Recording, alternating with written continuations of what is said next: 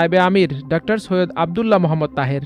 মঙ্গলবার বেলা 11টার পরে foreign service একাডেমিতে দ্বিতীয় ধাপের সংলাপ আনুষ্ঠানিকভাবে শুরু হলেও জামায়াতের কোনো প্রতিনিধি এতে যোগ দেননি।